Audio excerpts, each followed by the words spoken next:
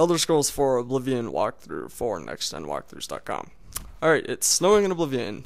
I love it when it snows in this game. The weather in this game, I don't know, rain and snow and storming. I don't know. I don't think they have any lightning in this game, sadly, but it'd be kind of cool if they did. But I like the weather. I like weather in games. Don't get much weather where I live, but oh well. Right here, you just saw that a second ago I upgraded a tier in Acrobats.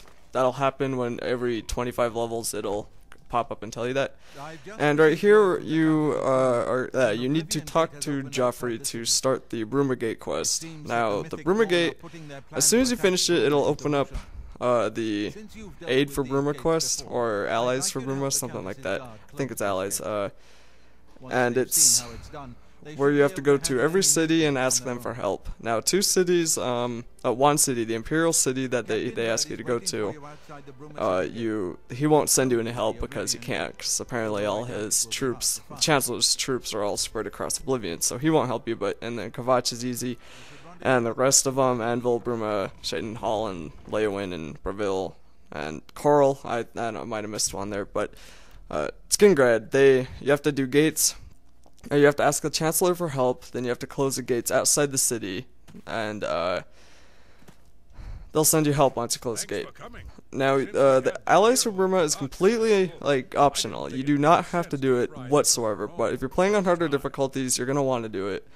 And even if you're not, you're going to want to do it just because it's extra experience, extra help, and for my guide, I'm doing a complete walkthrough of the game, so that's why I'm doing this. Now, I'm talking through everyone here because it's nothing too important, nothing that is going to make you cry if you miss it. And if you play this game, then it won't matter who I talk through because you're going to be playing it and listening to it. Subtitles are there. You can pause me if you want to read it or whatever. But, yeah, just don't yell at me for talking over them. Okay, anyway, the Bruma Gate, as I said, the first that starts off these other quests. And after the Bruma Gate, it's going to have, sorry, out of breath for some reason. Martin is going to tell you how to get the other 3 pieces you need to get into Paradise, and I'll be getting more into that later.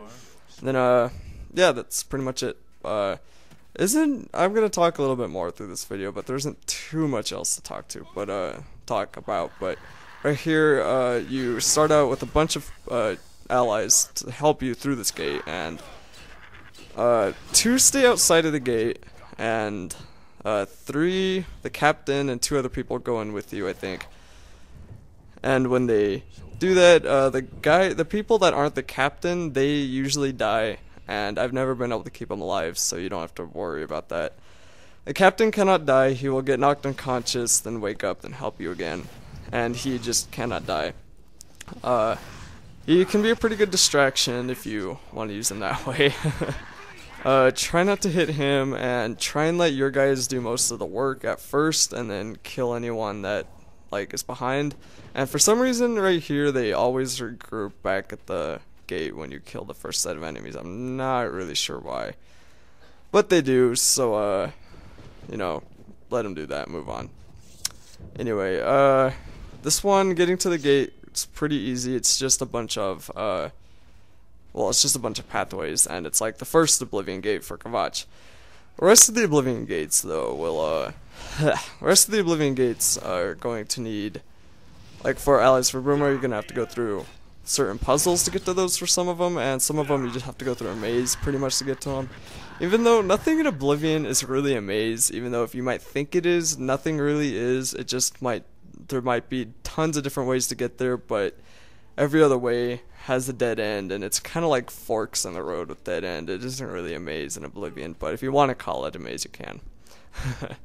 But yeah, so there isn't really much else to talk about now. I just stay on, and I'll be going to the gate, and I'll be talking more once I get into the gate, so I guess I will see you then. Stay sharp.